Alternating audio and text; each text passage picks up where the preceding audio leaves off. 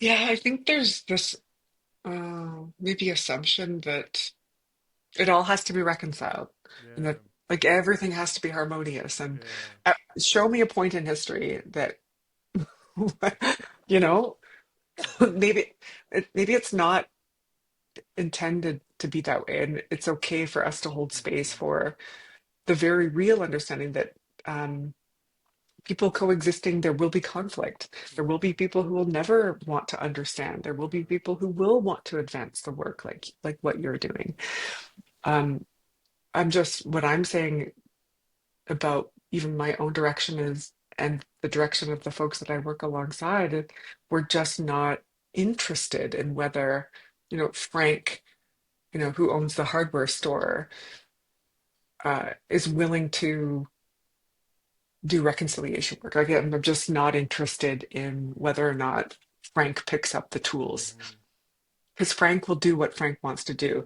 I think part of the work is for Frank's community, for those who are critically engaged and understand to help Frank Hmm.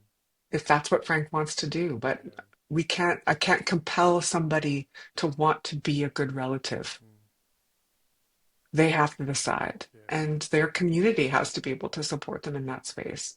But I can't, it's not going to be, Tibetha out in the front lines going, "Hey, Frank."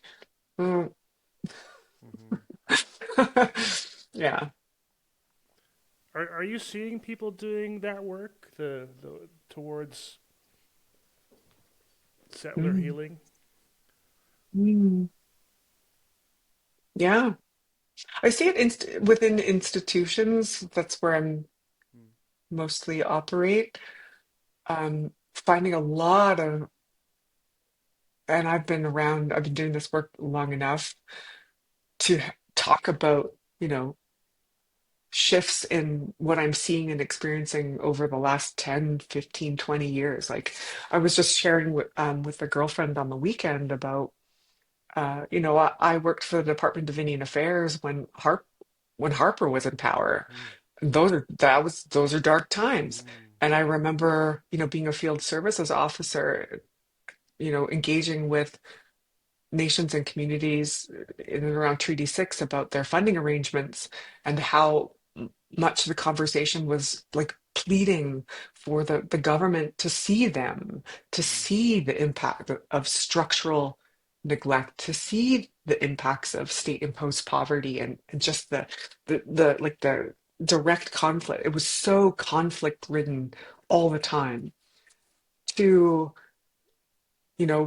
being in Alberta and working for the provincial government during the Notley years and just how much like of a shift that was. And then even, when I work with nations now, the conversations that they're having with the feds and with the provinces all very much like you don't have to tell us anymore about what it is that we've done and we continue to do. And we're going to provide some funding. It's not perfect and it's Hmm. certainly not going to change 150 years of colonization, but the shifts have are notable to me. They're noticeable to me, which Hmm. is good.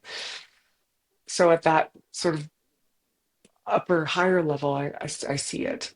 What I'm starting to see on the ground are how individual leaders are starting to take it up and change their behavior in relationship and use their power to push down within their own institutions to say, that's not how we do it. This is how we do it. And if I come forward to an institution and say, like, this is what I need you to do for me, and then for them to go, okay, and then go and do the thing, and then to come back and say, okay, the path is clear now, you can go. And I'm like, I would say there are three spaces that come to my mind immediately where that work, where they're picking up the tools Hmm. to make change institutionally because they know that the Franks aren't going to pick up the Frank Hmm. isn't going to, you know, bend, but if the leader changes the structure and the architecture to allow me to live more freely and to work more freely, that's what they do, and it's mind blowing. Not at first I was like, wait a second. I'm waiting for the other shoe to drop to go like, okay, well that was a first step, but it's sustained and and so that's a beautiful. space to be in. Yeah. So we talked about Grant when we first joined online, and like Grant was the first person to invite me into the space for WICRI, the Women and Children's Health Research Mm, Institute. And I was very reluctant. I thought, oh, I'll just join sort of passively. I'll join this institution sort of passively. Soon came to realize that it was much more than a passive membership, mm, and their co-leadership and co-stewardship of the space and the heavy lifting that they do on our behalf and the learning that they do in order to walk alongside us in good relation is new. mm, It's welcome. mm. Um, so I would say that's how I'm seeing it happen in and around the spaces that I'm in.